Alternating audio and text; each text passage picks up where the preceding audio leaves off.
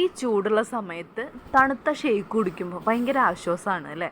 അപ്പോൾ ഇന്ന് നമ്മൾ ഈത്തപ്പഴവും ചിക്കു ഉപയോഗിച്ചിട്ടാണ് ഷേക്ക് അടിക്കാൻ പോകുന്നത്. അപ്പോൾ 4 ഈത്തപ്പഴേ വേണ്ടുള്ളൂ, ഒരു ഭംഗിക്ക് വേണ്ടി ഞാനൊരു പ്ലേറ്റിൽ എടുത്തു എന്ന് മാത്രം.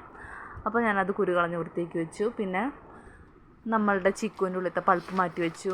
എൻ്റെ ഹസ്ബൻഡാണ് ഉണ്ടാക്കണത്, പുള്ളി നന്നായി ഷേക്കൊക്കെ അടിക്കാൻ എക്സ്പേർട്ടാണ്. പിന്നെ ഞാനൊരു ജാറിക്ക് നമ്മുടെ ഒരു പാക്കറ്റ് കട്ടപ്പാൽ കട്ട ഉടച്ചിട്ട് ഇട്ട് കൊടുത്തു. പിന്നെ 5 രൂപയുടെ ബൂസ്റ്റ് ഇട്ട് കൊടുത്തു.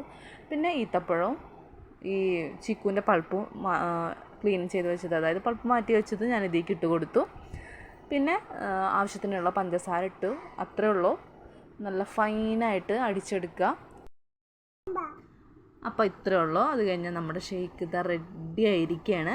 എന്നിട്ട് കുറച്ച് ഭംഗിക്ക് വേണ്ടിയിട്ട് കുറച്ച് കപ്പലണ്ടിയൊക്കെ ഇട്ട് കൊടുക്കുകയാണെന്നുണ്ടെങ്കിൽ സൂപ്പർ ടേസ്റ്റാണ് കേട്ടോ. അപ്പോൾ എല്ലാവരും എന്തായാലും ഒന്ന് ട്രൈ ചെയ്ത് നോക്കുക.